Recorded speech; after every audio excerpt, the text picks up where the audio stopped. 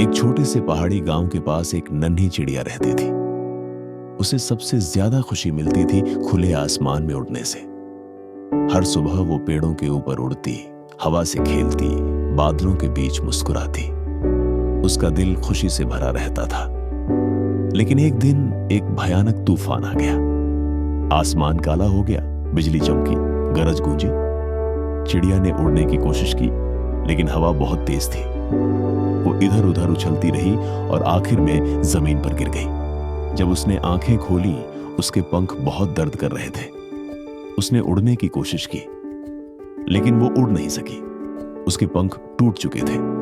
दिन बीत गए, हफ्ते बीत गए। वो एक पेड़ के नीचे बैठी रहती और बाकी चिड़ियों को उड़ते हुए देखती। धीमे से फुसफुसाती, क्यों मेरे साथ? मैंने क्या गलत किया? मेरे पंख क्यों छिन गए? एक सुबह एक दयालु भिक्षु वहां से गुजरा। उसने चिड़िया को उदास देखा और पूछा, नन्ही, तुम इतनी दुखी क्यों हो? चिड़िया बोली, मैं पहले आसमान में उड़ा करती थी, अब मैं खुद को उठा भी नहीं सकती। मेरी जिंदगी का कोई मतलब नहीं रहा। भिक्षु मुस्कुराया और बोला, तो चलो, चलना शुरू करो। चिड़िया चौंक गई। चलूं? लेकिन मैं तो पक्षी हूं। पक्षी चलते नहीं हैं, भिक्षु ने कहा। जब एक रास्ता बंद हो जाए, दूसरा रास्ता खुलता है। बस उसे देखना सीखो। उस रात सितारों के नीचे चिड़िया ने धीरे से कहा, शायद मुझे कोशिश करनी चाहिए। अगली सुबह उसने पहला छोटा कदम रखा। धीरे धीरे हर दिन थोड़ा और चली। चलते चलते उसने नए दृश्य देखे। चट्टानों के बीच उगते फूल, खाना ढोती चींटियां, कछुए, मेंढक और जमीन पर पड़े अनाज जो उसे आसमान से कभी नहीं दिखते थे।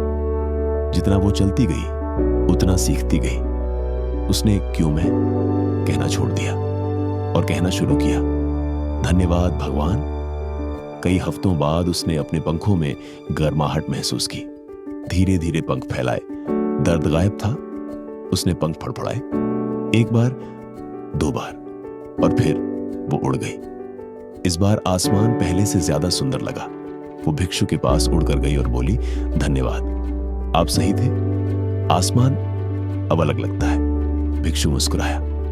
आसमान उन लोगों का होता है जो पहले धरती पर चलना सीखते हैं। तुम्हारा गिरना सज्जा नहीं था, वो एक सीख थी। चिड़िया ने समझ लिया। उसका दर्द उसकी उड़ान की तैयारी था।